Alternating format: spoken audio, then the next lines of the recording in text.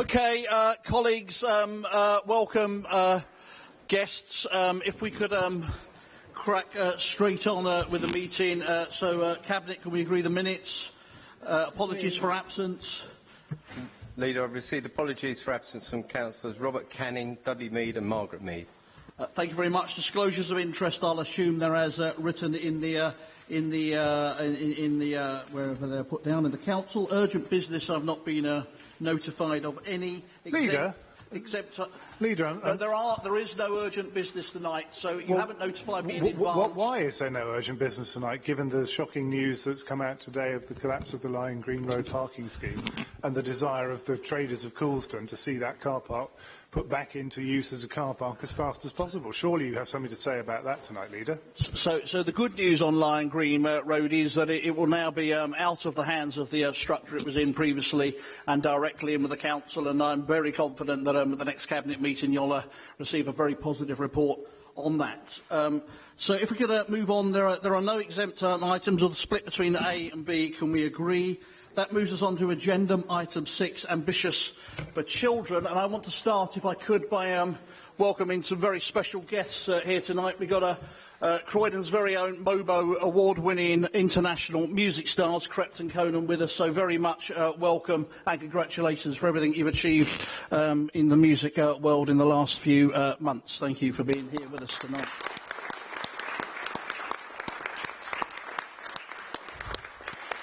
Can I also welcome Steve Reid MP, who's joined us tonight, because Steve and the guys met up in Westminster just a few months ago and started talking about something with myself in terms of and other colleagues and Elisa around a piece of work we're going to be doing with Crepton Conan and the schools in this borough that I'm going to let them describe in a minute far more eloquently than I can. But Elisa, anything to add before we get on to that presentation? Not to take too much time, but there's a key piece of work for us in terms of our ambition for young people within the borough, and it's about raising aspiration. We have spent the last year talking to young people about what it is that they wanted, and a special thanks goes to Zara, Aisha and to Asia, who came and did work experience in the summer. And helped to put together a presentation about what young people want. And some of the things that they looked at were in relation to cultural aspects of the town and raising the voice of our young people. And again, I'd like to, as has already been done, extend a congratulations to both Crepton Conan for the work, not just in relation to positive direction, but their commitment to young people in Croydon. And they are openly showing that both music and politics can collide by coming here this evening in the middle of their tour to highlight their commitment to our borough. So without further ado, I'll just pass you on to Franklin, who will introduce some of the work that they'll be doing with our young people. Thank you very much. Good evening, ladies and gentlemen. Thank you for this opportunity, allowing us the chance to present you with this new and very exciting project. Tonight, I proudly present to you the Positive Direction Foundation, created and engineered by Crepton Conan. This initiative comes from the heart. It's for the benefit of the children in Croydon, and we very much would like to invite you on this journey. So despite the challenges faced by many, we know that the youth of Croydon are ambitious and hungry for success. They often lack the awareness and the attributes required to succeed.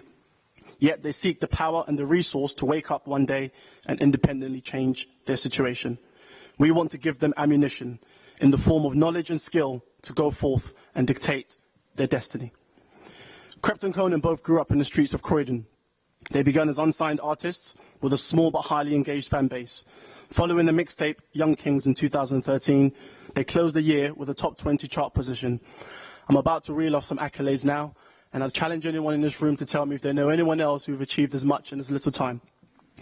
They've been awarded the Best International Act at the BET Awards, winners of MTV Brand New Awards, winners of 2 further MOBO Awards last year for Best Album, Best Hip Hop Act, nominated for Radio 1 Teen Award.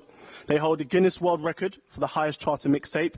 They are the highest charting UK rap artists, with their debut album reaching #2, and a collective social media audience of well over 300,000 people. I think that deserves a round of applause, ladies and gentlemen.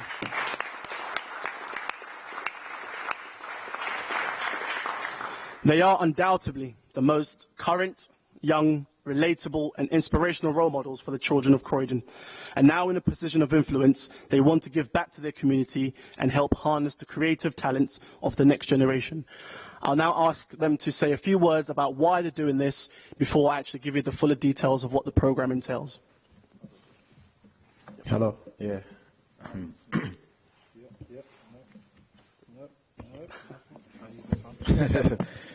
Yeah, we're basically doing this because we want to give back to people, the young people. Do you know what I mean? Growing up in Croydon, we didn't really have no one that could really guide us in the right direction. There was a lot of like people to look up to, but they was doing negative stuff. There wasn't really positive people to look up to. So we just wanted to be that positive guidance and show people that you can achieve, do you know what I mean? And be the light at the end of the tunnel and kind of put them in the right path. And because we're so active and we're in the middle of like tours and we're doing our stuff, we wanted to do it right now while we are current and while we've got the influence. Yeah, yeah. So what we plan on doing with the kids is just giving them an opportunity to do something outside of school. So I know when I was in school, growing up, there was nothing really to do after school. That's why you'll get kids loitering, just hanging around, not doing anything. So we specifically wanted to do this outside of school hours and not during school, so people feel like it's an opportunity to miss class or anything like that. Yeah. So when we was growing up, there was nothing for us to do. There was no positive anybody there with influence telling us this is what we can do to help you. We're gonna, bring out your creative juices. If there's anybody that wants to, be a musician, there's no one there to actually guide them and say this is what you need to do. There's no one of influence telling me when I was young, this is what you need to do, and this is how we done it, and this is what you shouldn't do, and this is how we're gonna actually help you to do that. And I feel like having a voice. And, I can send out a tweet today and have thousands of people actually listen to what I have to say just because, I'm influential and I do music. Yeah. And a lot of kids don't want to sometimes listen to teachers or, if a teacher's like, no, don't do this. They just think that it's, the politically correct thing to do because the teacher said it. No, we're actually going to tell them this is what you should be doing, this is what you shouldn't be doing, and they will actually listen to us, and they can actually physically see that we're actively a part of something, and we're creating an opportunity for them to do something outside of school and be positive and utilize their time instead of loitering, hanging around the streets, and we're just trying to spread that across the whole of Croydon. And we just really want to give them something to do, man, and I feel like we are in a very good position 100%. of influence, and people not just to see us on TV and think, I want to be like them. It's better that we actually come to them and tell them, what they might need to do to get there. And this is our foundation. This is what we want you guys to be a part of. We're going to teach you things. We're going to teach you how to, if you want to be a producer, we're going to actually teach you how to produce. We're going to actually teach you how to engineer. We're actually going to teach you how to songwrite. We're going to teach you how to graphic design outside of school hours and actually, direct people into actually channeling what they want to do creatively instead of, just, going to school, after school, nothing to do. I really want to be like Krypton Conan.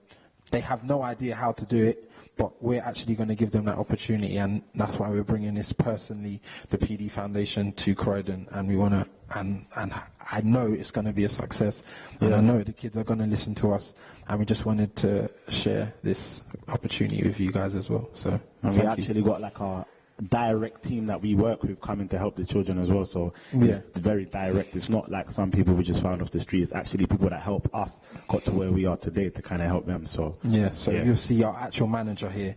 You actually see our personal graphic designer, our personal producers, our personal engineers. These are going to be the head facilitators of the project. Do you know what I mean? So we're really taking this seriously. We've made them take time out of what they're doing as well to be a part of this and to help teach the kids as well, so the kids feel like it's real as well, because they might just think, Krypton Conan's thing, but no, we're actually going to be a part of it, and we're actually going to be there to be teaching them, our team, and so we just want you lot to be a part of it, and basically Franklin will continue and explain more exactly what the details of the PD Foundation is going to be about moving forward.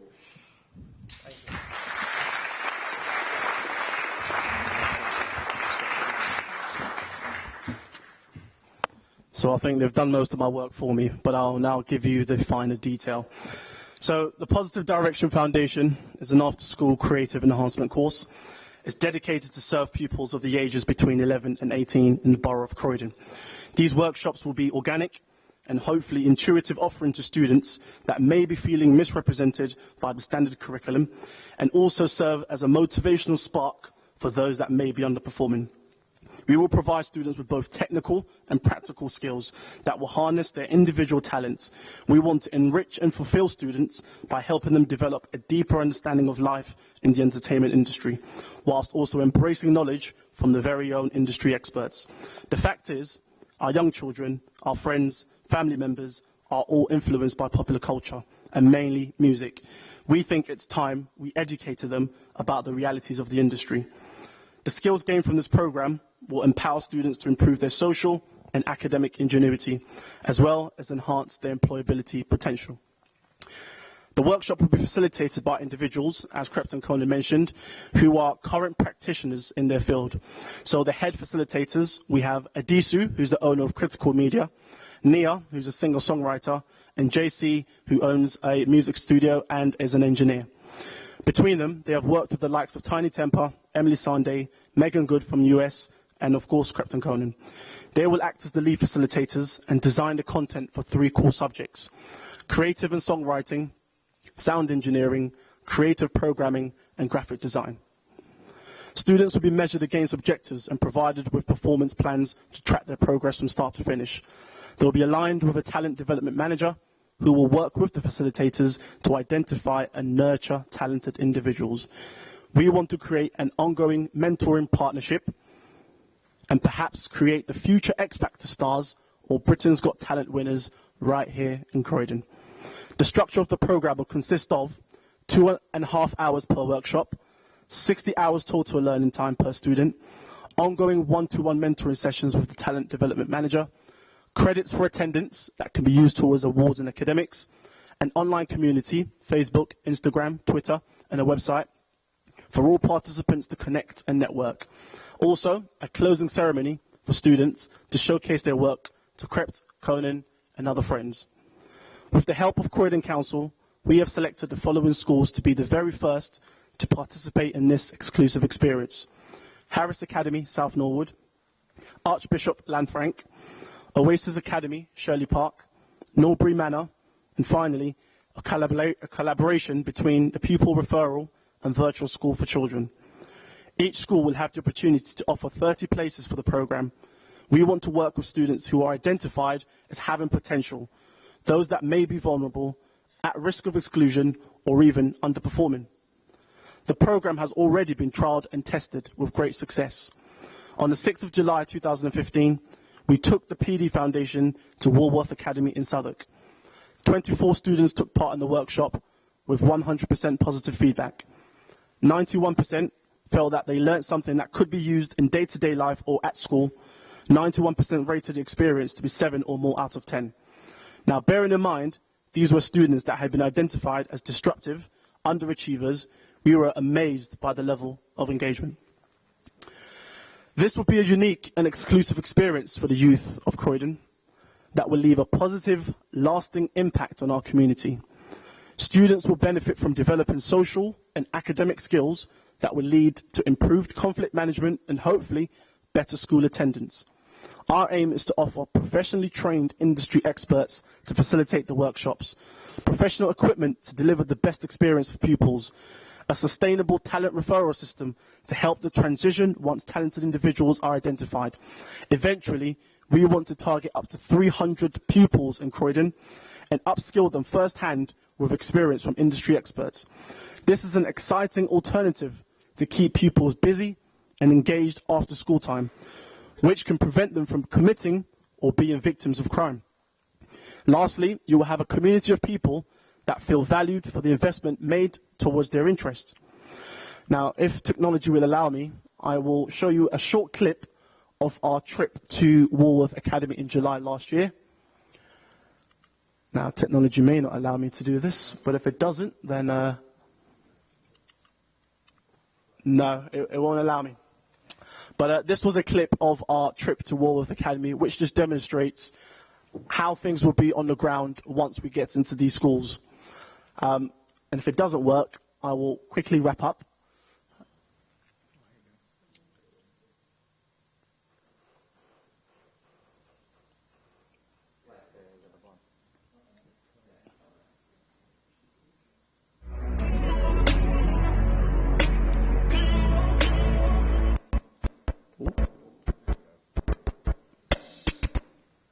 No. The idea here is just to demonstrate what it will be like once we get into the school. And quite honestly, both the children and the teachers are starstruck.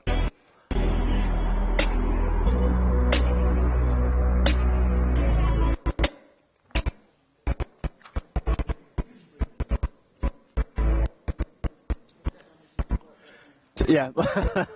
Well, this is why we're teaching graphic design and technology, so that in future Croydon's equipment will be much better.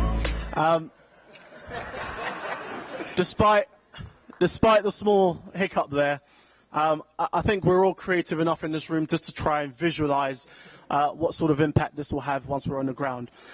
So really and truly, I guess all that remains is to say thank you.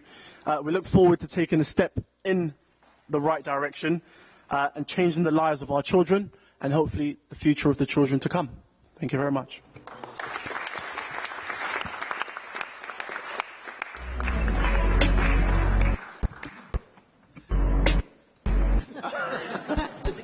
I'll end it. There we go.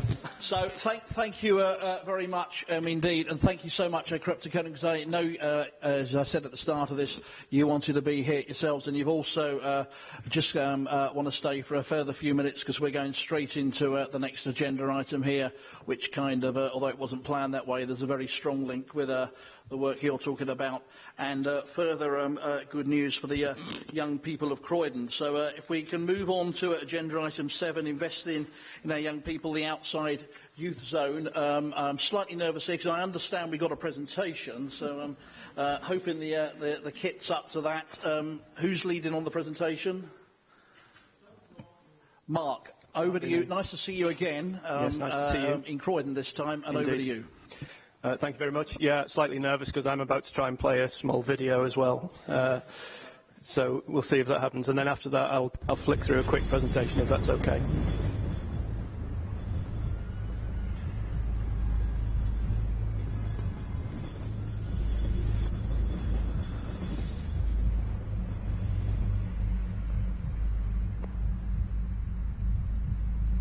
See, I've witnessed our young people float around with an energy dispersed into the oblivion of nowhere to go and nothing to do. Aimless in the endless maze of boredom, loneliness, and temptation. There seems to be no way out for this lost generation. Left to spend 85% of waking hours outside of education with no fire to illuminate that boundless imagination. And we wonder why 1 in 8 from low-income estates achieves average earnings as an adult. It's an insult. A social crisis, a growing virus, the likes of which we have never seen. But there is a way out. A silver lining to the dark clouds. If you are aged 8 to 19, or up to 25 with a disability, Onside is opening its doors to a brighter future. Somewhere fun, safe, and inspiring to go. Something exciting to do. A hot meal with those you know. Someone to talk to for guidance or support into your choice of employment. Someone who listens, understands, and believes in your empowerment. From state-of-the-art sports, media, dance, and musical facilities to inclusive activities for young people of all abilities. From arts and crafts to enterprising career paths to just meeting some friends and having some laughs. Giving a generation the chance and the confidence, the determination to find themselves without discrimination. Giving a generation the hunger and the drive to lead healthy, active, and aspirational lives. There are well over 20,000 young people engaged in over 20 activities a day here, 7 days a week, 52 weeks a year, and 1 in 4 come for one-to-one support. It's proven to reduce crime and antisocial behavior by half or more, as well as create hundreds of opportunities for employment. It's 21st century youth provision, built on noble and sustainable partnerships between the community, local authority, young people, and private business leadership. Without each other, none of this would happen. So let's support each other and make it happen. Help Onside create 100 youth zones and give young people a way out. Out.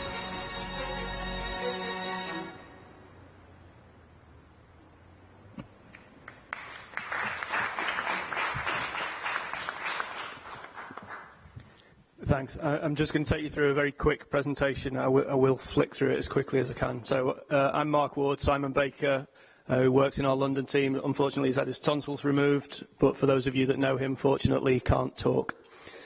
Can I control this from here? Oh, thank you. Okay, so I work for Onside Youth Zones. Onside has only one job, that is to open youth zones. Youth zones are 21st century youth provision, huge, very expensive, very high quality youth provision, and we're trying to build a network across the country. In fact, on Saturday we opened our 7th youth zone in Wolverhampton. The buildings are world-class facilities. They cost £6 million each. Every one is a unique design, locally run competitions to design those buildings using local architects, local builders, local young people in the process. Inside, we spend every penny that we possibly can to make the facilities world-class. So the floor in the dance studio will be the same as the Bolshoi Ballet might expect. The gym in Wigan, for example, came straight out of the Olympic Village. It would be what you would get in David Lloyd. We think young people deserve exactly the same level of quality in all of the equipment we provide. So we offer a very simple thing. We offer people somewhere to go, something to do, and someone to talk to. It's not rocket science, but we do it in a very high quality setting with very high quality youth work.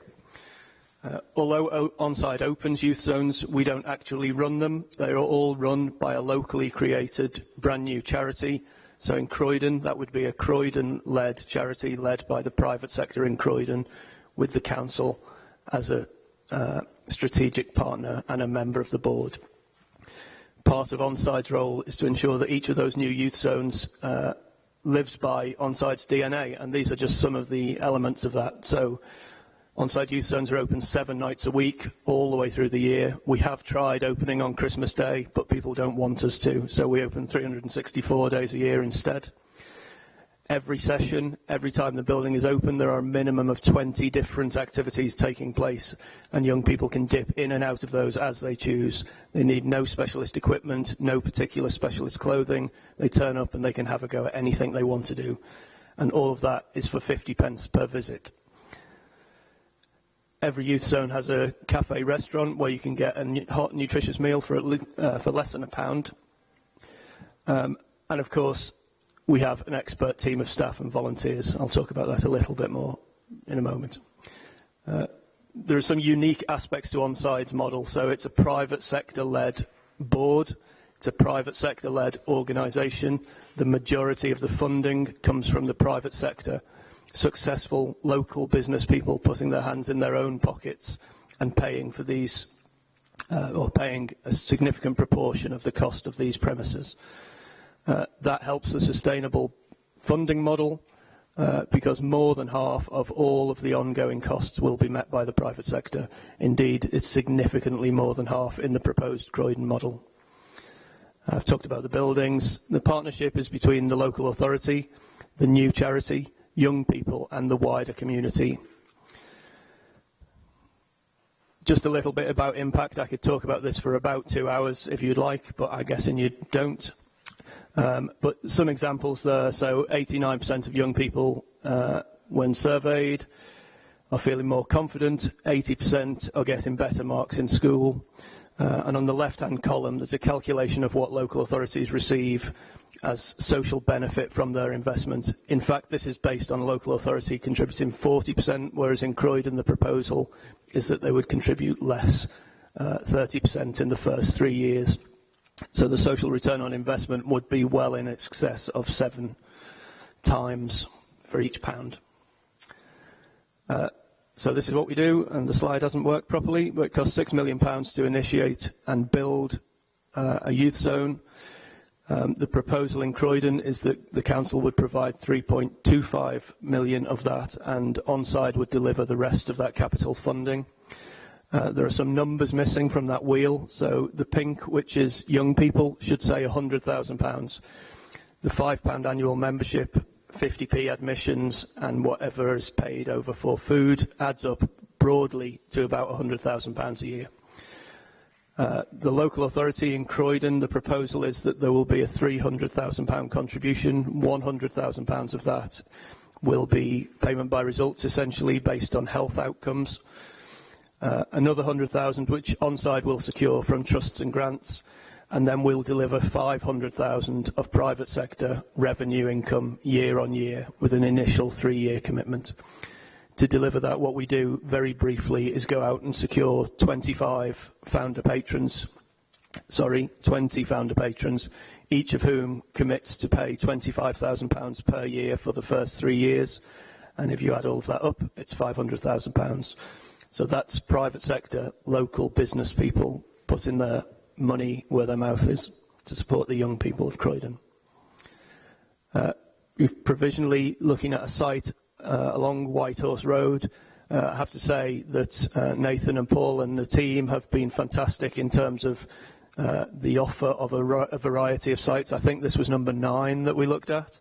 The location of a youth zone is absolutely critical. Up and down the country, there are large-scale youth centres that have been built in the wrong places, and they are white elephants, and Onside will not build one. So we are very, very careful about where we locate our site. And at the moment, this is the preferred site, and we think it's fantastic, and it can work for all the people, the young people of Croydon.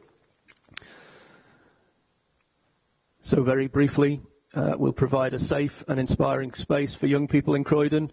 We'll create a minimum of 50 local jobs working in the centre and over 100 volunteering opportunities for local people. Although the council is being asked to make a contribution over the first 3 years, we will in total bring an inward investment of £15 million over the next 10 years to support the young people of Croydon. There's a very strong health focus in all youth zones, and so that's what, in part, we will deliver. And in the video, there was a mention of the reduction of ASB. Around our Wigan youth zone, the local police told us that antisocial behaviour in the surrounding area had fallen by 77% within a year of the youth zone opening. We then tested that with local police in all of our other youth zones, and the lowest we got was a 50% reduction in antisocial behaviour, which is pretty spectacular, I think. And we'll be helping young people make better choices. If this proposal is accepted, the next thing we will do is start to engage local young people very closely. Young people are very closely involved in the development of the premises, in the way it works, in the programme, and so on. We'll engage the wider sector. There's often a nervousness in the wider voluntary sector when an Onside youth zone arrives. We want to work in partnership closely with all of those people, and we will immediately start to engage them.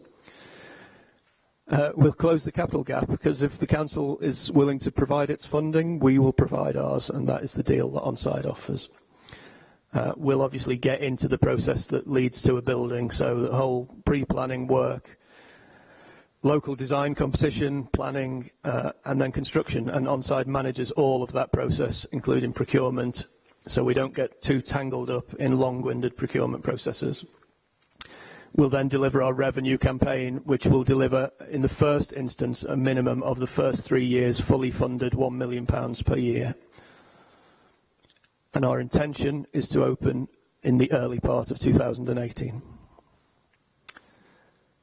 So it needs Onside, it needs the council, it needs local businesses, but together we can deliver what I've just described.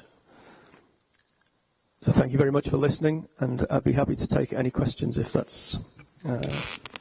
Thank you very much indeed for that. What I'm going to do at this point, because I know these guys are very busy, thank you for staying for that as well. I know you wanted to, but I'm going to let Crepton, Conan and Franklin go. But just before you do that, because he did kind of start this ball rolling, and I know as the MP for the area may want to say something about the youth zone as well. But can I just invite Steve Reid MP to make a couple of comments?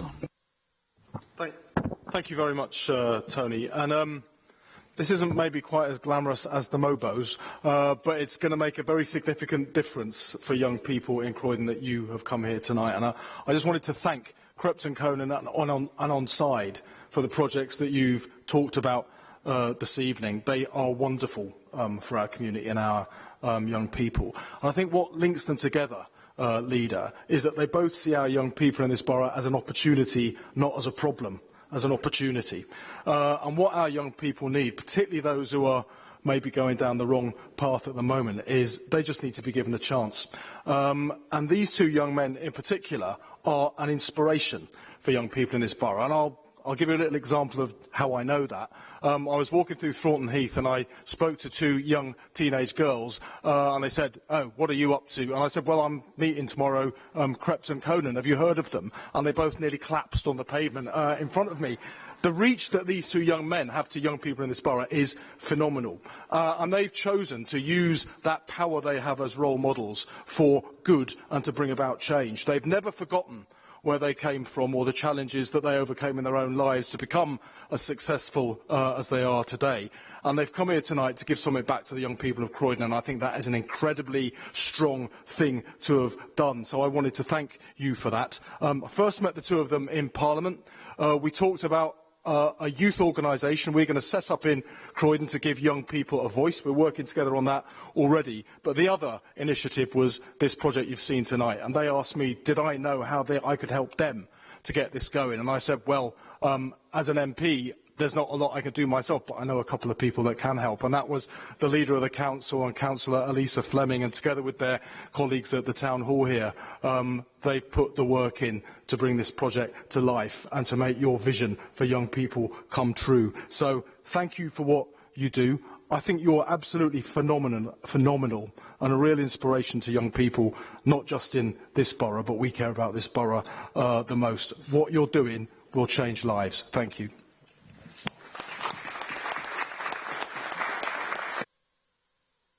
Thank you very much. And a final thanks, because I've not name-checked everyone sitting behind you, but we've got the producers, the songwriters, the graphic designers, and the people that I know you know make everything that you're doing really work. So thank you very much. And I normally say to guests at this point, you're very welcome to stay for the rest of the night, but I advise you to leave.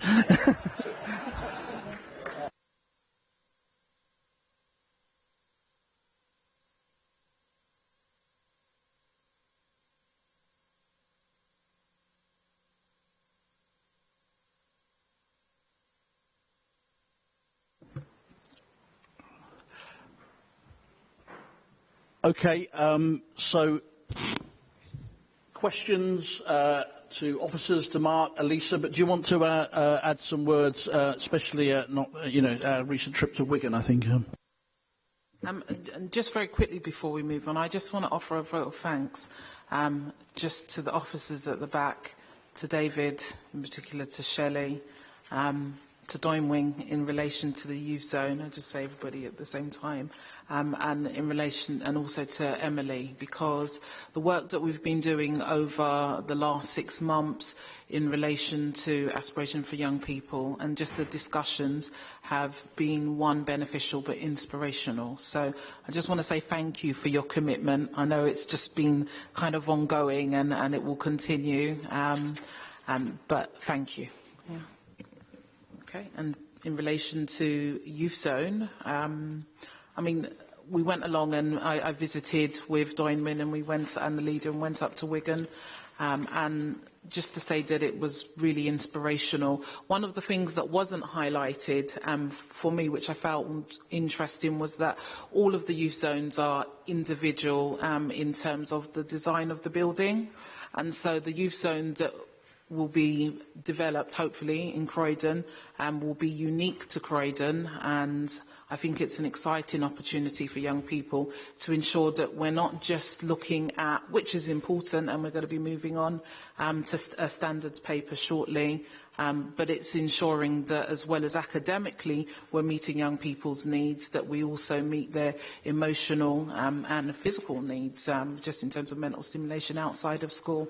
So it's a fantastic opportunity, and there's been a big investment commitment from the borough in relation to this project here. And one of the key things that I'd also like to highlight is that it's not a replacement for the existing youth provision that we have in the borough, but very much a commitment from Youth Zone to work alongside the partners and the third sector within the borough to ensure that we deliver more youth provision within the borough for young people. Thank you very much indeed, Elisa. We hear a lot of statements about sort of, partnerships, I think, between the public, private and voluntary sector, and this is very much making it real. Maria.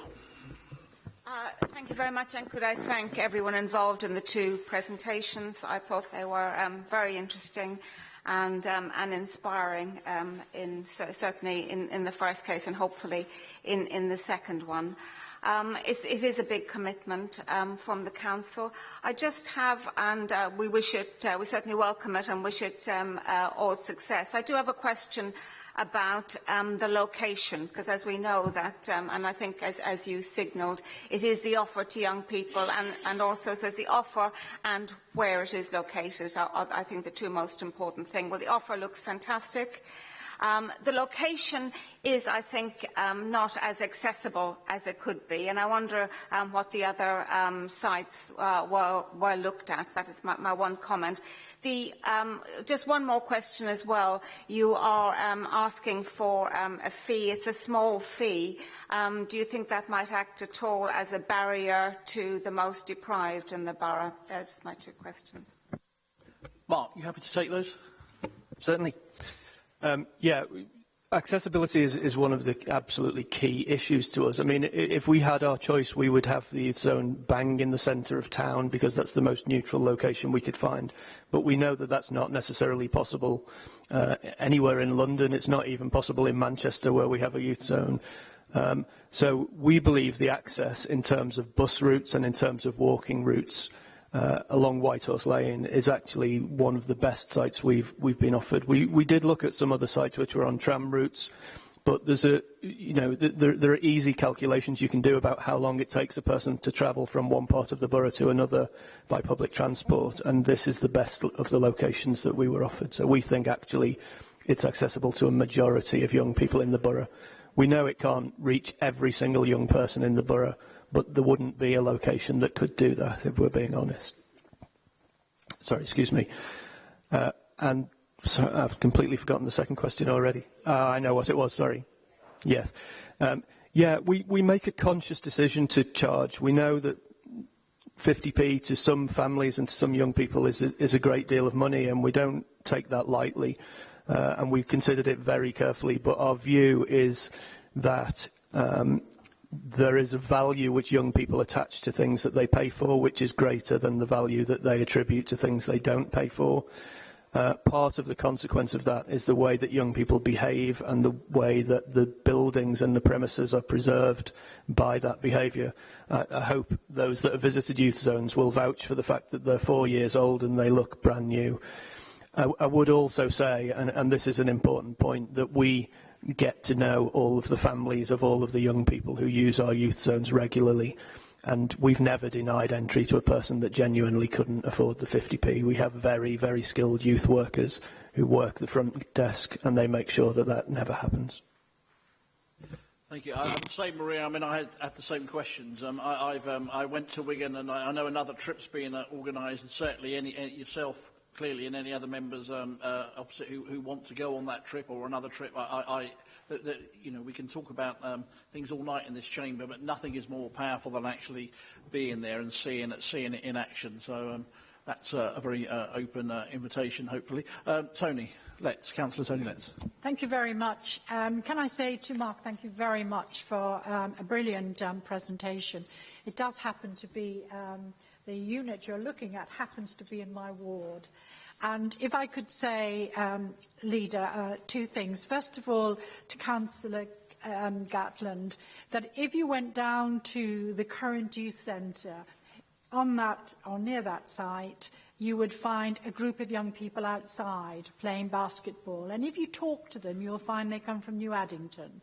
You will find they come from Coulston. You'll find they come from all over the borough. Some actually come from Lambeth to meet. It's a meeting point. And they don't always go inside, but they certainly are outside. And they go, much to my annoyance, into the children's play area and into the park across the road. That's fine. That's their meeting place. To have something like this will be amazing. And with regard to the nominal cost of getting in, if I take my mind back to 1972, when Goldcrest Youth Centre started charging in New Addington 15p entrance, it was managed incredibly well. And I have absolutely no doubt that, as Mark has said, staff will work with the users of the service, and maybe, you know, the odd one will get in because he or she is better off inside that centre than outside. But I think it's exciting. I congratulate everyone who worked on it. And I'm just sad I'm the age I am. Otherwise, I could have joined in. I could have been under 25. But thank you very much. It's wonderful. Thank you, Tony. Any other comments or questions?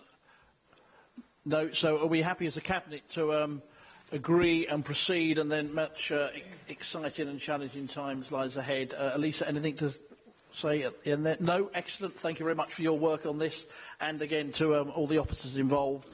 Can we agree the recommendations? Thank you very much indeed. Very much on the theme for the evening, education estates. Elisa. And just one more thank you on this paper, in particular to Jennifer Duxbury, and who's been doing a lot of work. Has taken over from the pulpit. It's been a while now, but you know, she does a fantastic job for us in terms of our place planning, and we're very, very grateful to have you. So thank you. So this paper is just to agree the 3-year supply strategy, and subject to planning permission, the expansion of Smitham, Woodcote and St Nicholas Primary. And I just add finally that, you know, having listened to the consultation engagement and the mitigations there's going to be a further consultation in relation to red gates, which will be taking place over the coming weeks, and hopefully a statutory notice will be requested at a later date, and to agree the next 5 years strategy and the strategy in relation to admissions. So nothing to add. Thank you very much indeed. Any questions? Maria, then Sarah. Thank you, Leader. I go straight to 6.3, which does signal a departure from policy. I do accept completely that it is a very challenging climate for Croydon Council, as indeed it is for many councils throughout the country. But certainly from what I've read, the very best work in school planning seems to come from when there's this open and collaborative partnership between schools and the council, and indeed other partners.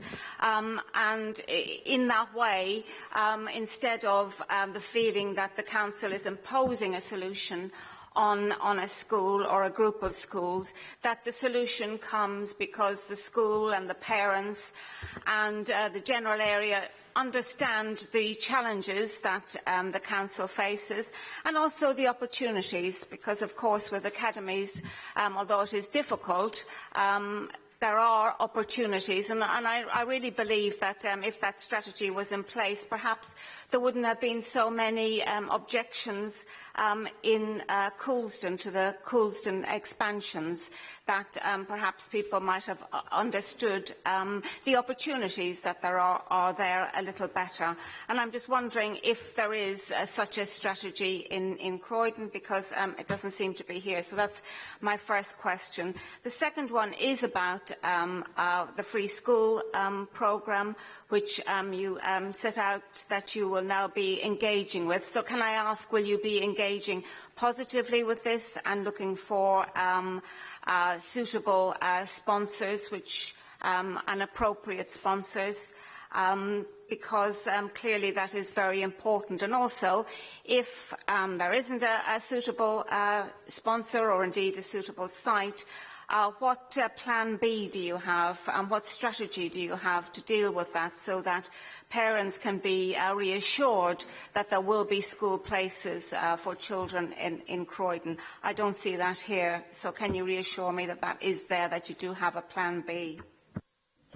Thank you. Shall I get Elisa to respond to that first, then bring in some other contributions? Elisa.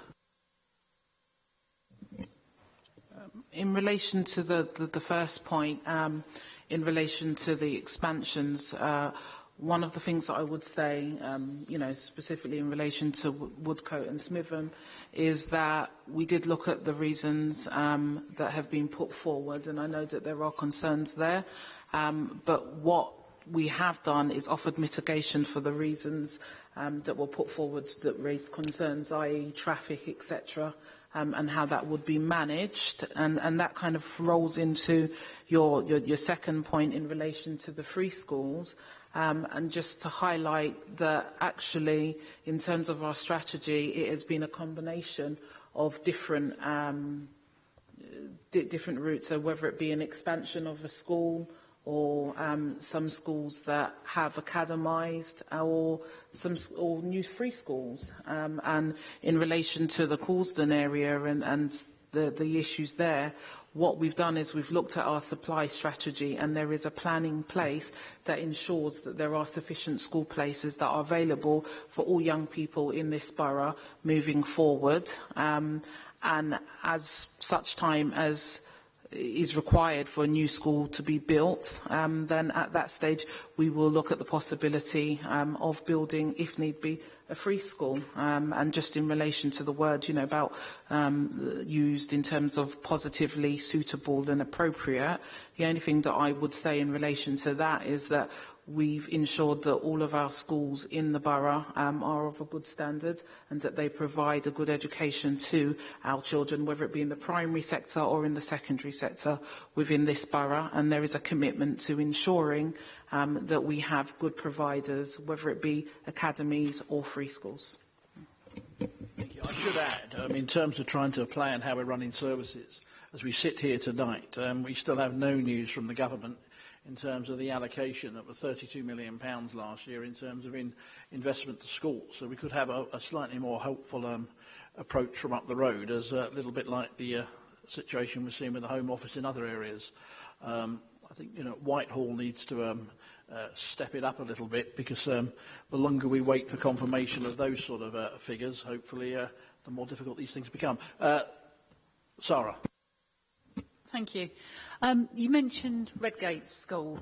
I know it's not specifically in this paper with regards to the consultation, because that hasn't happened yet, but I'm also aware that both schools on this site have expressed opposition to the expansion due to accessibility issues.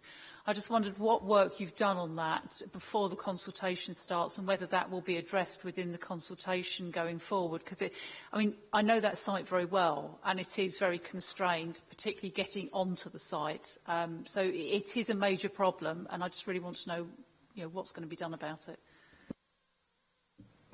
So that work is currently taking place at the moment. So in relation to the other schools, and I spoke about the mitigation work, and where we felt that it was possible, i.e. that we were able to offer issues around traffic management, etc., which is why we're asking for that recommendation tonight. In relation to the Redgates, that is an ongoing discussion that is taking place.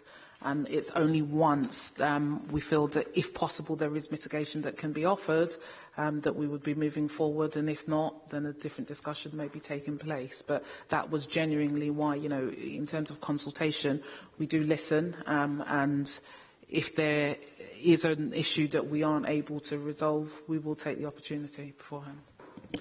Thank you. Councillor Andrew Rendell, then Councillor Jan Buttinger. Thank you, Leader. I'm really glad to see that we're looking to the future, providing school places for children on the autistic spectrum with the expansion of St Nick's and Redgates. One thing I would like to highlight for a lot of children on the more high-functioning end, the Asperger's end of the spectrum, a traditional special school might not be the best place. And are we looking also at the enhanced learning provisions such as Castle Hill as well? Because there'll be a lot of children on the spectrum where a placement like that would be better than a special school. Lisa? I mean, I'm going to come in initially, and then I'm going to pass you over to Jennifer. What I would say in relation to that is that in terms of our need for additional special educational need provision within the borough, we've seen a stark increase, and it has continued to increase year on year. So I couldn't find just looking at the camera. So as well as those places that are going to be needed at St Nicholas, there will be a need elsewhere, and I'll pass you over to Jenny, who will give you more of the detail. Thank you very much. Anything to add? Yeah, I'm just going to add that you'll see, as part of the strategy, that there's also additional SEN provision that's set out. So, as well as projecting for mainstream places to ensure sufficiency, we also project to ensure that we're meeting the needs of children with additional special needs as well. Okay, thank you for that. Jan. Thank you. St Nicholas School actually is in my ward in Kenley. And it says in the report, on page 10 of the report, there's almost an equal amount of respondents who support it and object to it. That means it isn't absolutely equal. So I wanted to know which side did it come down on. Was it more people in favour or... Sorry, Jan, could you... the microphone's in the wrong place. Yeah, could you just start again? I don't think they didn't pick the comments up at the front. Didn't pick it up. Okay, thank you. St Nicholas School is in my ward, Kenley, and it says in the report on page 10 almost an equal amount of respondents who support and object. But actually it's not exactly equal, so can you tell me which side it falls down on, whether it is more people in favour or fewer people in favour of it locally? And also, how will the places be allocated, and what sort of criteria will be used? And will most of the students be coming from the local area of where the school's situated, or will it be from across the whole borough? How's it going to work out? I will pass you to Jenny for the detail, but I would say that there is there's such a need for places in schools like St Nicholas. It's a fantastic provision.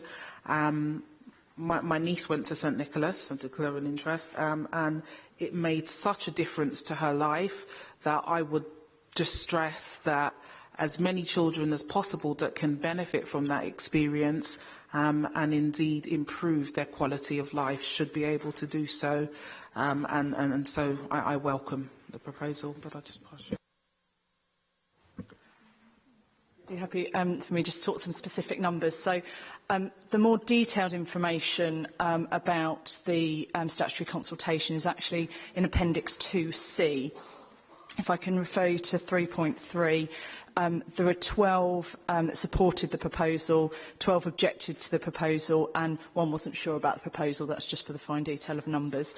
In terms of the admissions process, that happens at a dedicated panel which meets to ensure that needs as defined on the Education, Health and Care Plan are met. Okay, thank you very much for that response. Have I missed anybody out? No? Okay, can we agree the paper, please? Agreed. And move on to agenda item 9. It's Elisa again. Okay, so final one. God,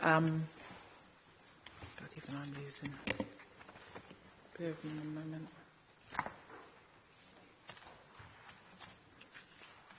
Okay, the standards paper.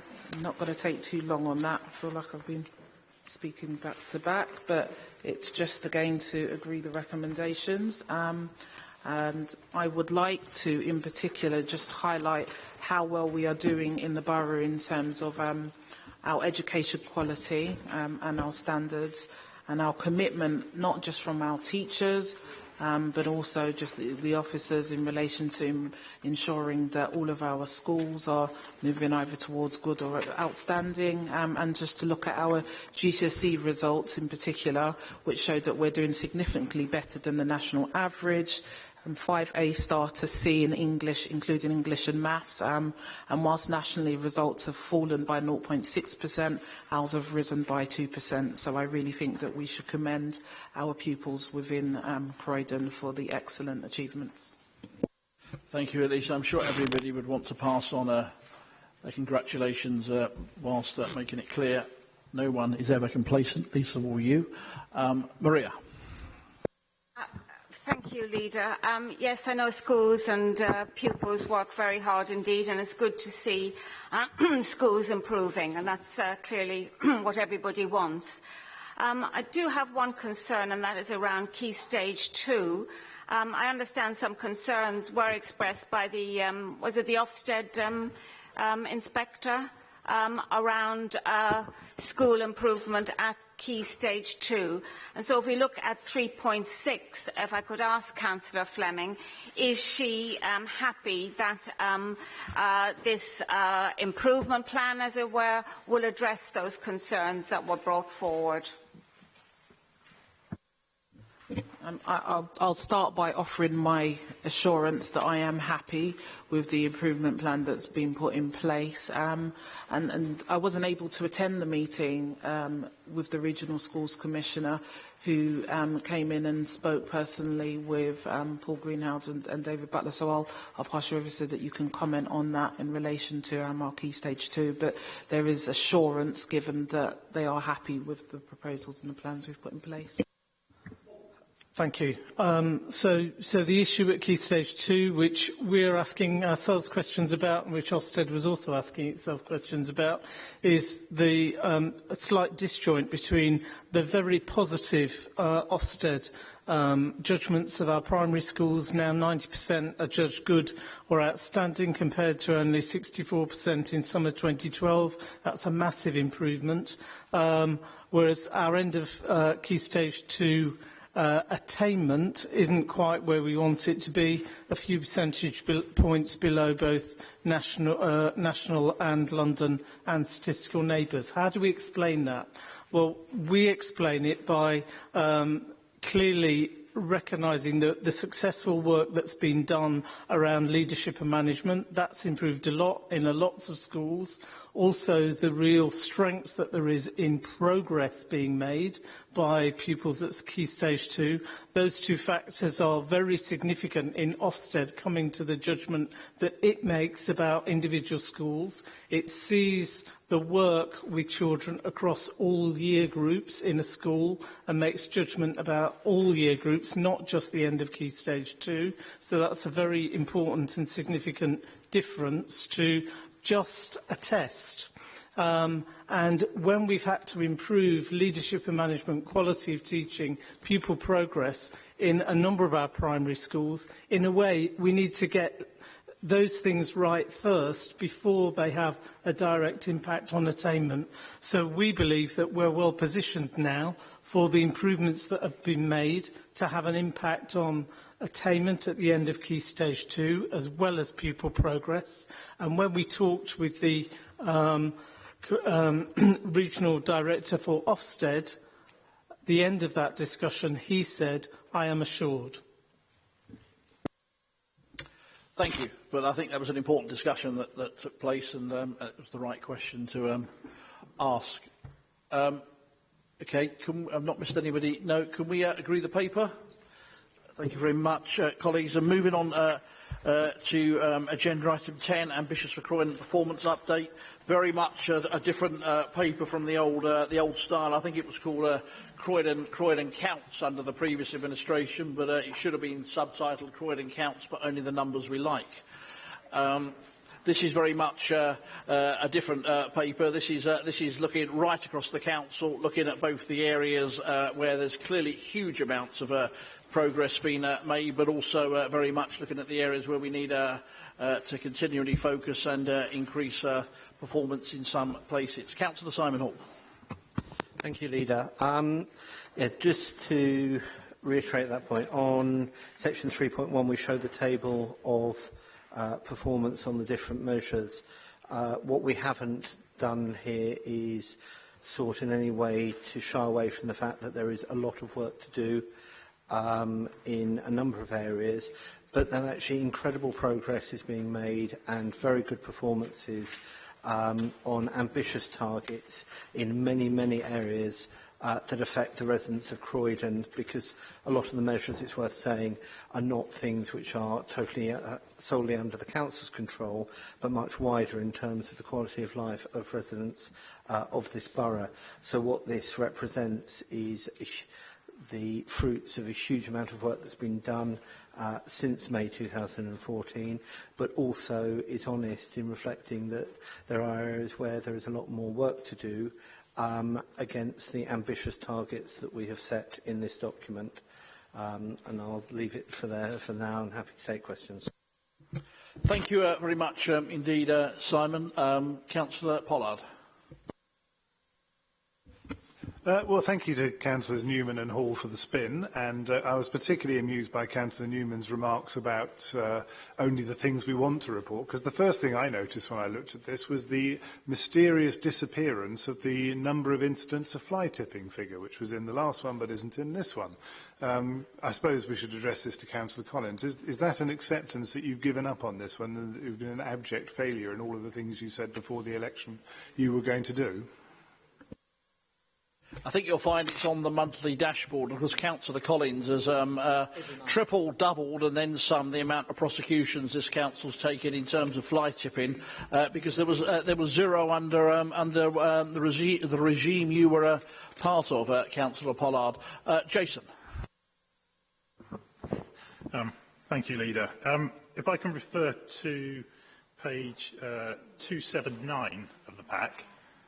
These are the finance targets, and I take on board what you've said about the effect of external influences on some of your performance figures, but given that all of the targets were set by yourselves, I wonder if there's any comment on the fact that this is the second time this report has been published with every single financial target failed.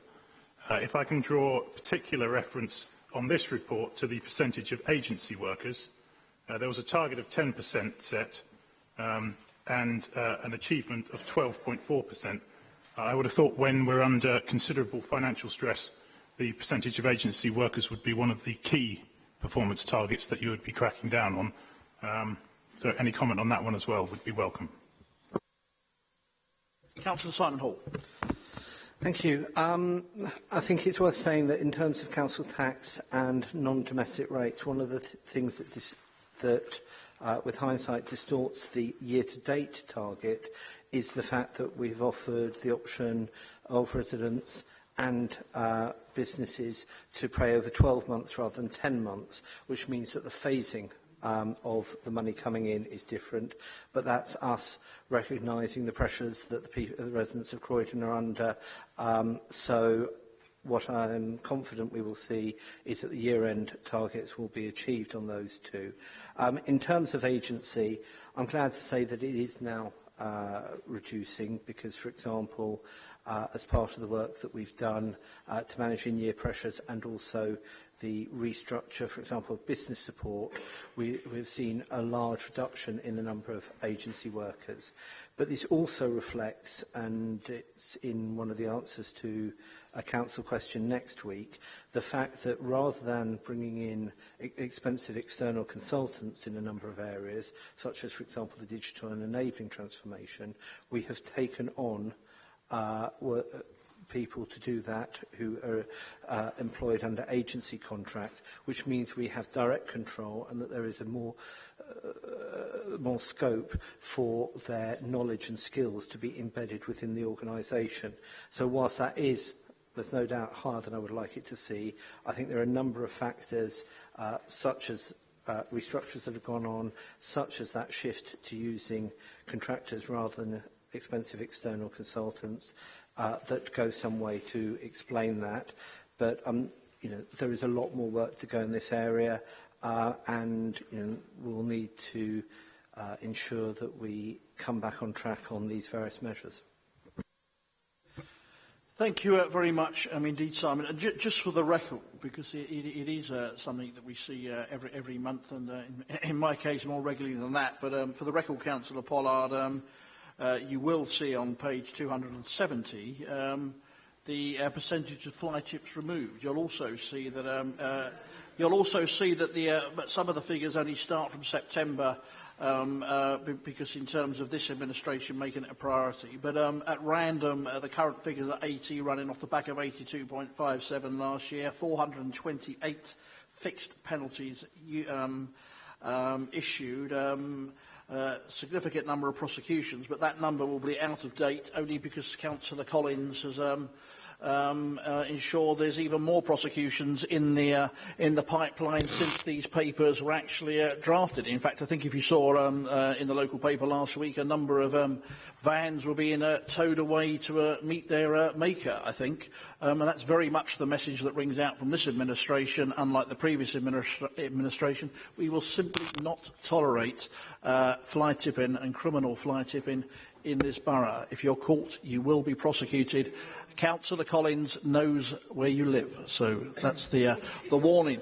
Did we have any? Yeah, Councillor Sarah Bashford. A couple of comments I would make. Councillor Hall talked about the council tax being spread over 12 months, and as though he'd introduced that. It was actually something that the Conservative administration introduced, so I'd like to put that correct. You also mentioned a monthly dashboard. We don't get to see that monthly dashboard, and as far as I'm aware, the public don't get to see that monthly dashboard, and I think they are interested in the number of fly tips. So I would suggest that actually that is an important figure, and it's clearly available because the percentage figure that you refer to is obviously from the total figure. The questions I've got are on the culture section. It talks about the number of cultural events and programmes supported and delivered. There is a figure of 180 to September 2015 and 851 year to date. I'd be interested to know what is defined as a cultural event, and also whether that list could be provided so we can actually see what events have taken place. I'm also extremely interested to know how the number of visitors to Croydon is calculated. It doesn't actually explain that in the words that are underneath those two figures. So it's about the cultural events and the number of visitors. Thank you. Textbook example there of how to get three questions into one. Very well done. In fact, Councillor Collins, I don't think he'd mind me sharing it. Left to him, he's asked me to, put the amount of fly tip prosecutions in lights on the side of Bernard Weatherall House. I understand officers are looking at that proposal, so I don't think there's, Councillor Collins is being restrained. But I'll bring Stuart in at the end when we've had a number of other comments on the questions around the cultural sector. Councillor Godfrey. Officers will need to invite the councillor in for a full briefing on that. We can send you the information, or we're very welcome to come in for a briefing on the detailed figures. But clearly there's an awful lot of people flocking to Croydon, and I think we should welcome that. Have I missed anyone there in terms of Yvette? It's just the worst answer ever. I'll have an attempt. It's the health figures on page 16 and 17. I know we've monitored a lot of these figures through the Health and Wellbeing Board, and I do have serious concerns where we're not meeting our targets and where we're out of kilter with London averages and things. I wonder what new initiatives you've got in relation to obesity and vaccinations. The World Health Organization, for example, says that all children should be immunised by 2020. that 95% of children should be immunised by then. I wonder if you are taking forward strong initiatives to ratify some of this and get us in line with national and London figures. I'll bring Louisa in, but clearly, you know, some of this is one of many areas that the government's cuts to the public health funding is less than helpful at in terms of the prevention agenda in this area, because it is, which I think you're alluding to, and we probably share the same view, it is prevention. You know, by the time people have ended up, in some cases, at A&E or hospital, then prevention has failed. So investment into the prevention agenda is what we want to see. So I'll bring Louisa in, and then I've seen Sean as well. But Councillor Louisa Woodley. Thank you, Leader. Thank Councillor Hopley for her question. As I'm sure you're aware of all the work that we're doing around from the food flagship borough, and recently, in December, we won 2 awards for the amount. We were the most improved, and we've done the most work visibly with, especially in schools, and so we could calculate, we could physically point to the amount of work that's been done around reducing obesity. So, yes, it is slightly over the target. I'm looking at the percentage of children in year 6, but we are really, we're quite secure in the knowledge that we are going the right way. We do have schools, we do have 3 schools, for example, where they're introducing edible playgrounds, and there's the schools that have won awards for the work that they're doing. So, yes, next week at Full Council you will see the awards that we've received for the work that we're doing, because it's been recognised across London that we're doing an awful lot of work as regards tackling obesity. The rates of vaccination, NHS England is really taking over that role, and there is a health promotion forum that we will be liaising with GPs and the whole sort of health providers across Croydon, because we do recognise, and it is NHS England who's, as you will see in the prose on page, if you look at page 18, you will see that NHS England is developing a local borough immunisation action plan. And we're well involved in that action plan, and we do recognise it is something that NHS England have set the target of 95%, and it is something that we're well on the way working towards achieving that target, because it is something that is quite serious that we should be achieving. So thank you for the question. Thank you, Louisa. Councillor Sean Fitzsimons. Thank you, Leader. Just on that issue about the vaccination, if the Councillor would like to come along to health scrutiny, we review the action plan every year, because as a committee, the Health Scrutiny Committee has been very concerned about the level of vaccination in Croydon.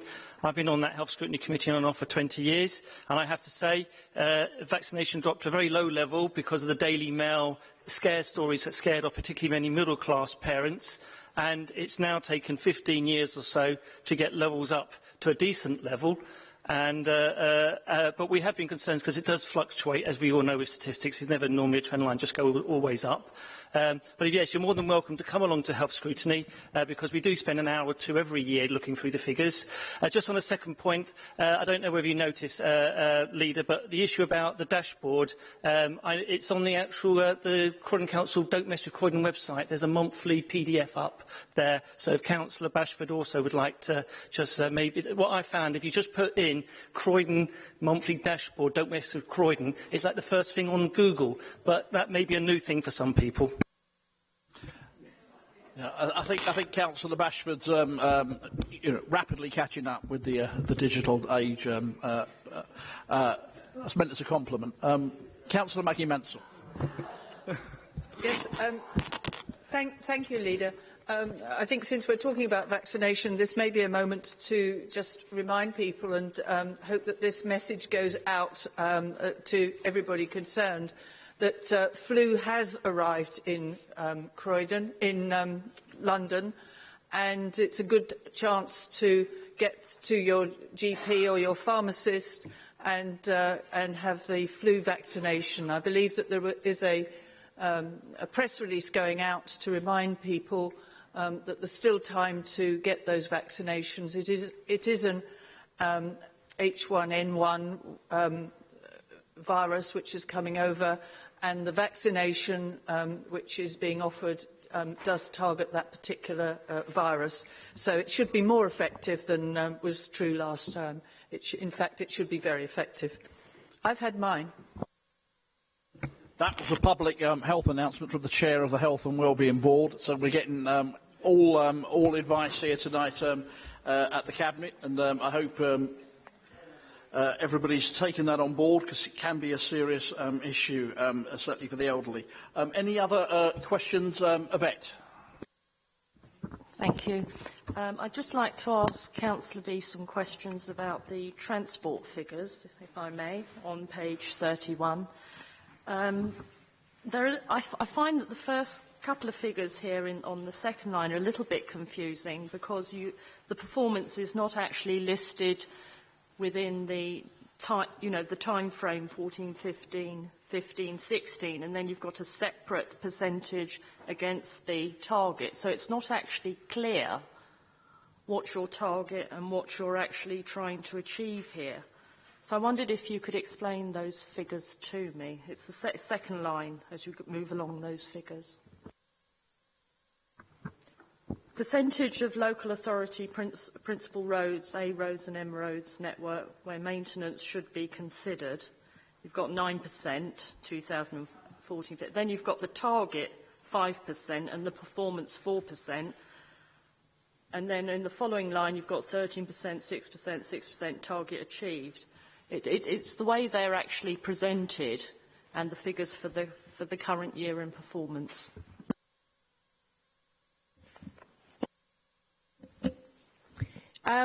Firstly, in terms of, we had a discussion about this with officers and talked about this a bit in informal cabinet, that because we're comparing it with the figures that are used sort of in London, we're using the percentages. The percentages aren't always that helpful. Miles of rolls might be more useful, but we're using sort of a comparator there.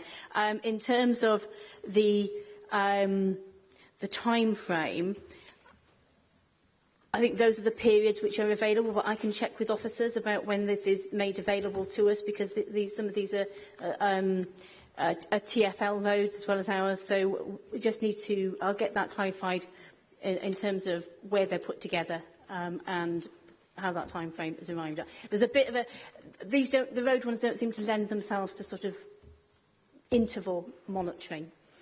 But because we have an interval monitoring process, that's where they're appearing. So I think that's part of the issue that we have with these. But I will get those. Yeah, okay. Thank you very much. Cathy, you'll ensure the response. Councillor Stuart Collins, back to the fly tipping.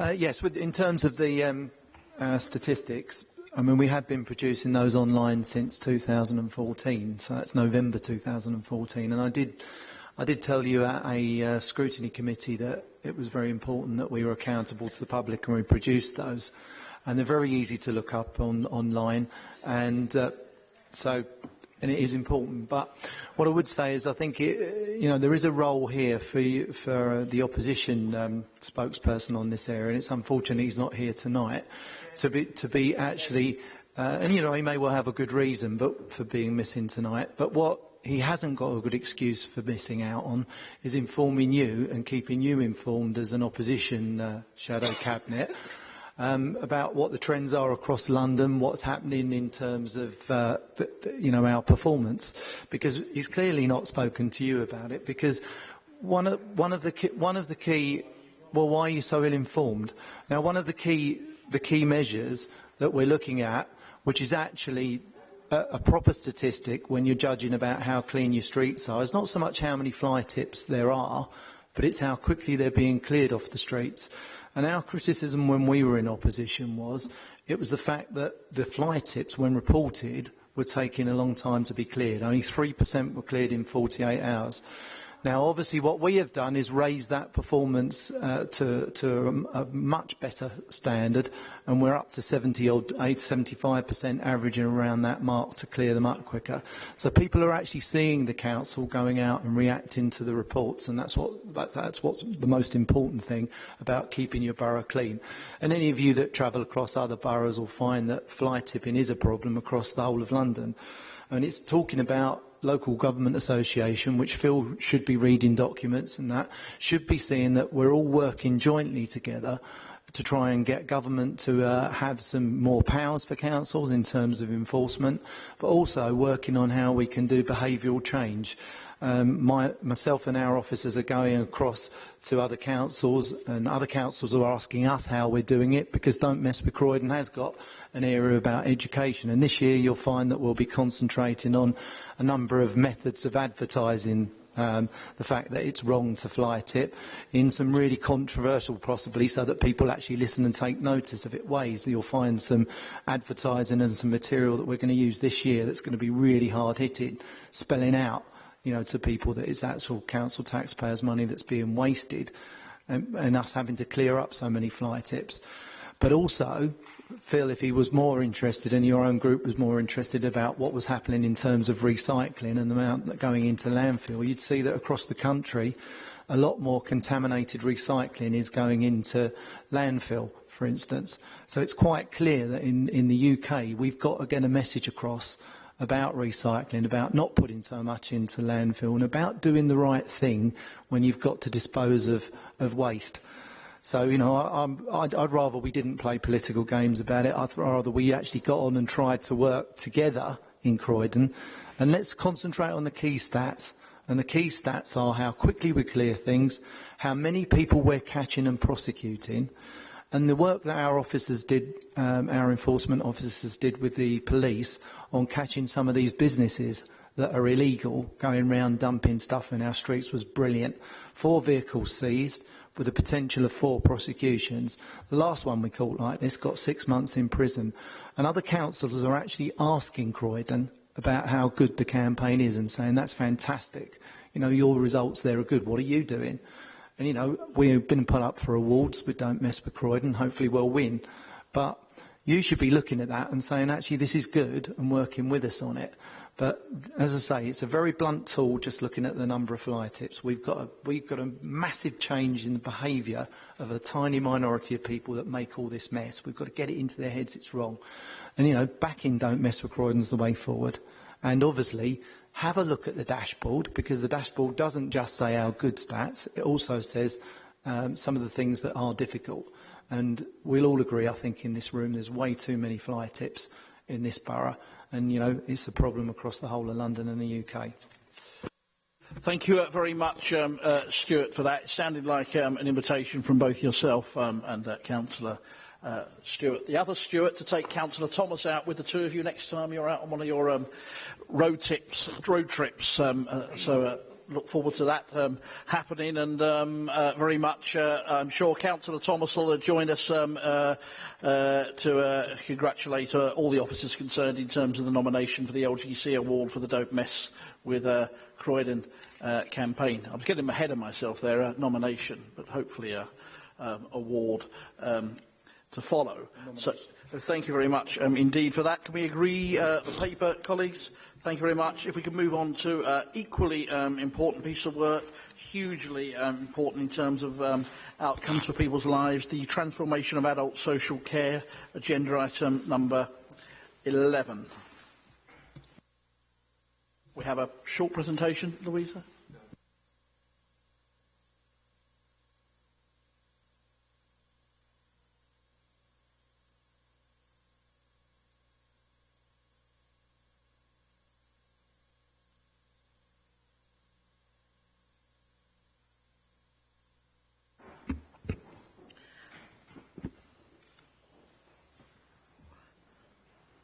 Now, is this going to work? Excellent. So we're transforming the way we support our most vulnerable adult residents so that they can have a life and not a care plan. And this is in keeping with the principles of our independence strategy or Croydon Council independence strategy.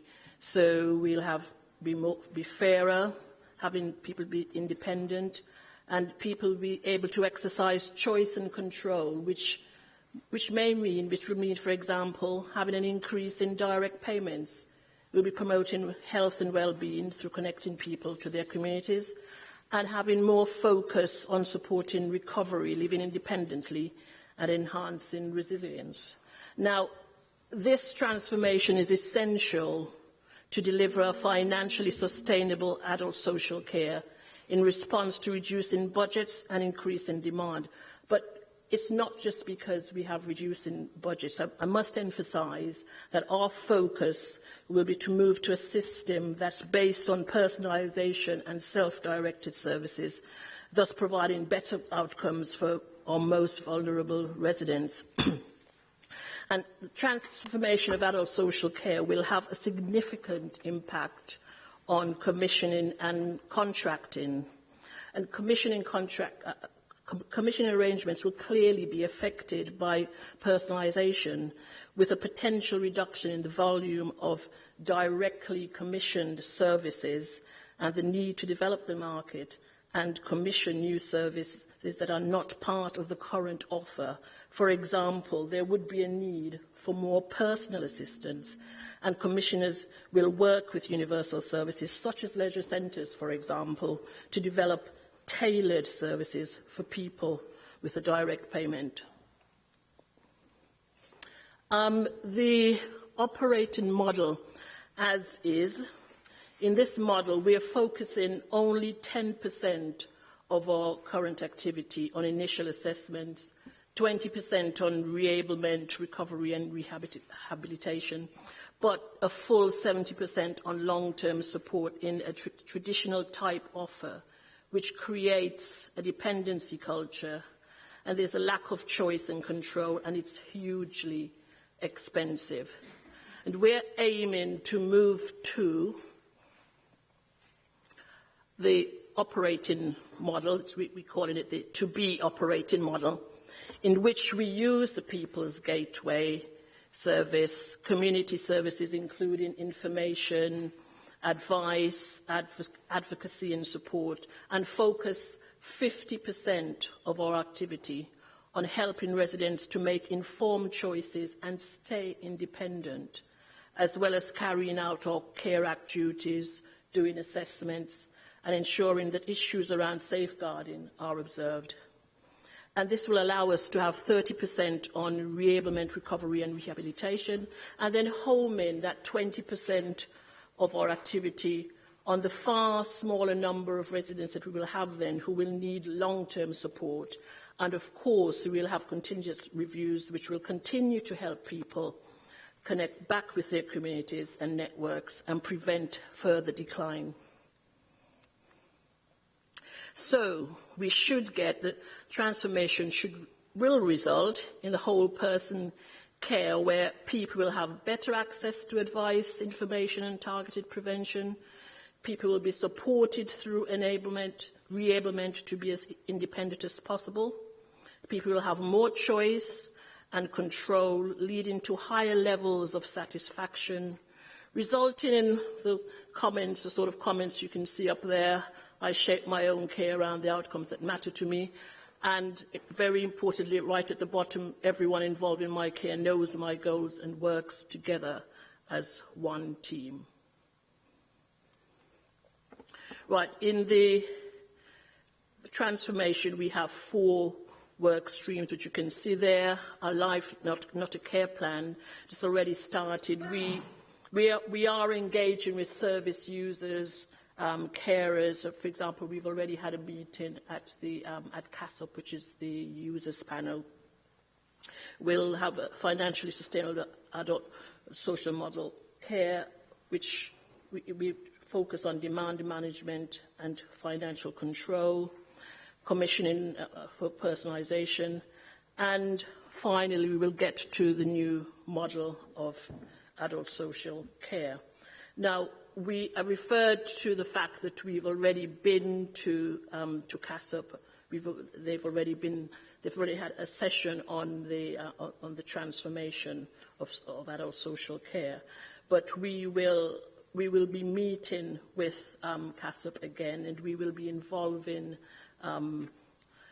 people, other groups such as Health Watch in this consultation, because we want the consultation to be a sort of co-production so that we do have a meaningful involvement of service users as equal partners in going forward in the new service design. So the thinking is that we would have this co-production consultation from now until February with a view to finishing the sort of the structure, to finalising the structure by March and beginning phase 1 of the implementation. We do have an investment. In your papers, you will see that we are proposing an investment of 586,000, which will make the first phase of the service transformation possible. And it is expected that we'll make savings of 2.7 million in 16-17. I'd like to draw your attention to our newly developed commitment statement, which describes our offer for adult social care, which is centred around ensuring that all vulnerable adults are enabled to be socially included in the fabric of Croydon's society, enjoying and accessing universal services and accessing targeted services for those who need them the most. This commitment statement will give our residents a clear understanding of how the Council will work in partnership with them to have a life and not just a care plan. And lastly, I would like to say that this new model for adult social care completely chimes with the work we are doing with our health partners in the outcome-based commissioning model of care for over 65s in the borough. And I'll stop there and take any questions.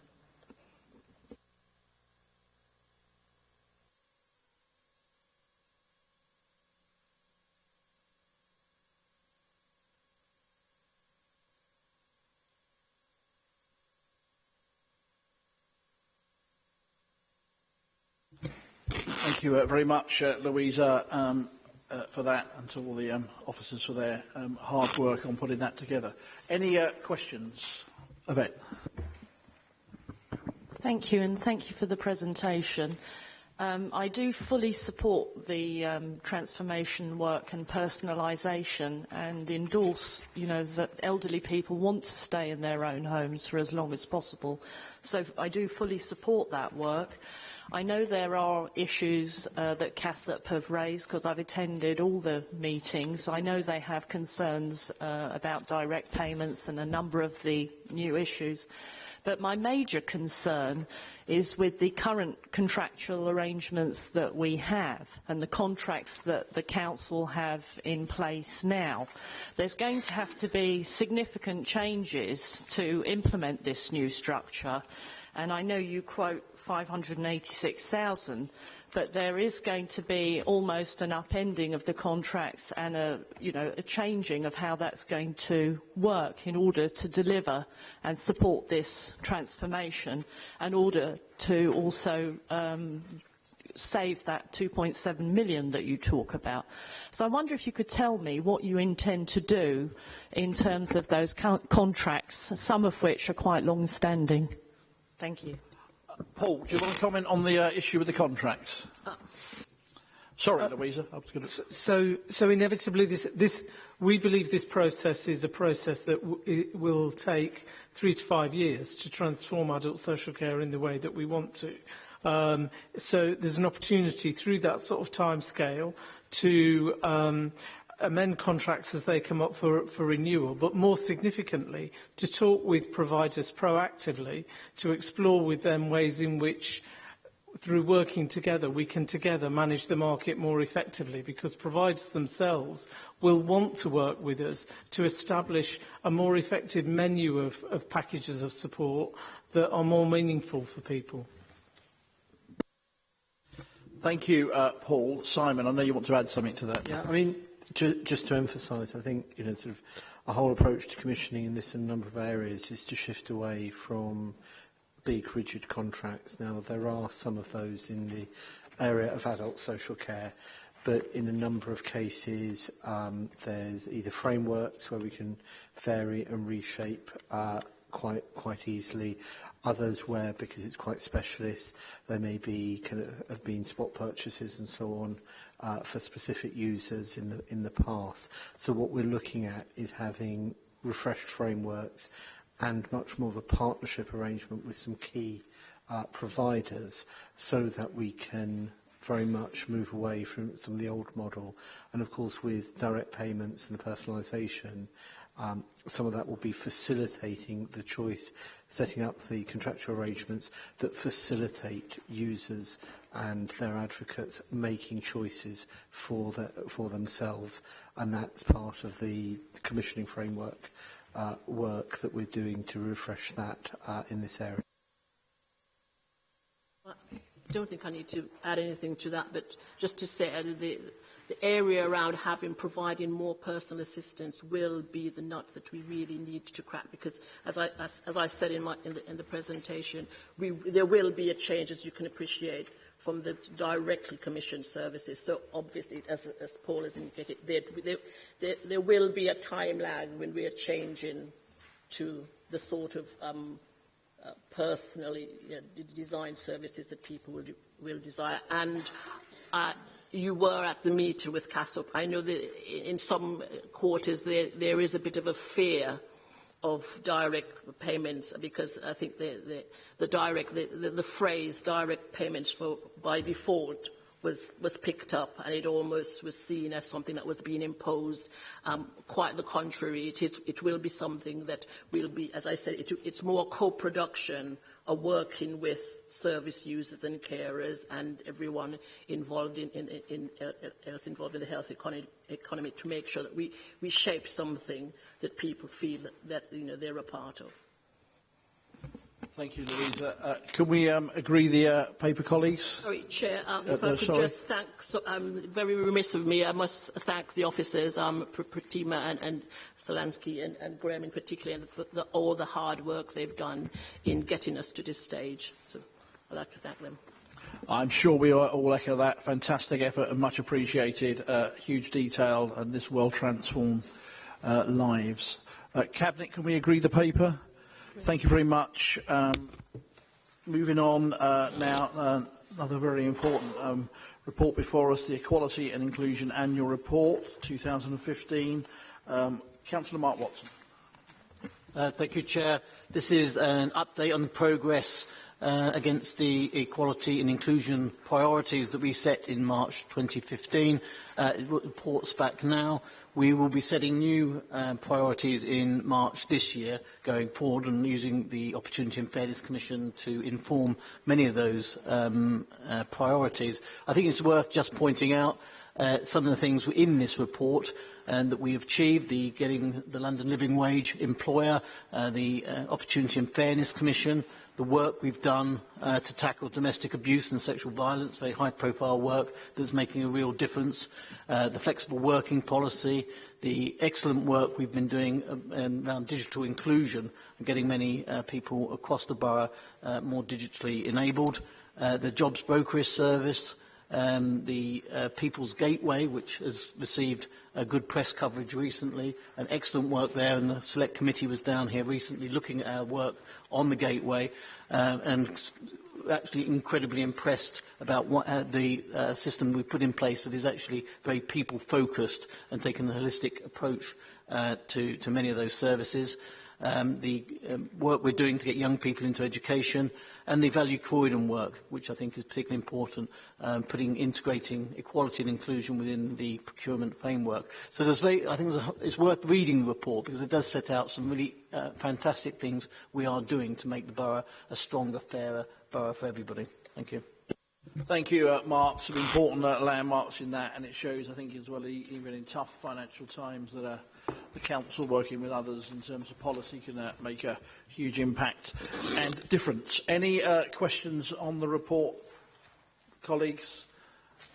No, I'll take that as an endorsement across the piece. Thank you very much, and again, thanks to all involved There's so much work on this. If we could move on to, could we agree the report? Agreed. Thank you. If we're going to move on to agenda item 13, the London Council's grant scheme. So, yeah, it's here. We're going to agree. There's a lot of work going on across party at London Councils on this in terms of seeking the best possible deal. Certainly, some of the work around homelessness is to be valued, but I think there'll be ongoing discussions around the grant scheme. But, Councillor Sarah Bashford. Thank you. I sort of echo what you said, and I'd also like to thank Councillor Watson actually for an answer to a question he provided on the last paper for me in advance of this meeting. It was very helpful. With regards to this paper, I'm hoping that he'll do a better job at answering my questions than Councillor Godfrey did when he didn't respond to them. The questions on this is, what percentage do we know of money spent is coming back to Croydon based on either the total grant or the amount of money that we're putting in? I'm really pleased, as you were saying, that money is now being directed at homelessness and it's coming back into Croydon. But I just wondered if there was sort of a way of knowing in monetary terms what that figure was. And really just to find out what Councillor Watson is doing to ensure that the Croydon Council taxpayers get value for money on this scheme. Thank you. I'm not sure we have the figure yet in the exact form you know it, because as I think you're aware, this is a work in progress. But Mark. Yeah, there has been some work to look at what boroughs get back in terms of the percentage of the spend that goes back into the boroughs compared to the population. And looking at those percentages, actually, we seem to be working, I think it's 4% on some of them, and we're 4% of population. So looking at those figures, it does seem that in so many areas that we do get value for money across that. Now, the whole argument has always been about do all the boroughs, and if you ask everybody around the table, everybody believes they put in more than they get out of that, the pot on that. But of course, there are lots of services that are cross-borough anyway that need to be funded, I think, in a sort of pan-London way. So I think having the grant scheme has benefits to that, and I think the benefits we get back on that in certain areas, and particularly areas that are priority areas, domestic abuse particularly, that we do get value for money back from that.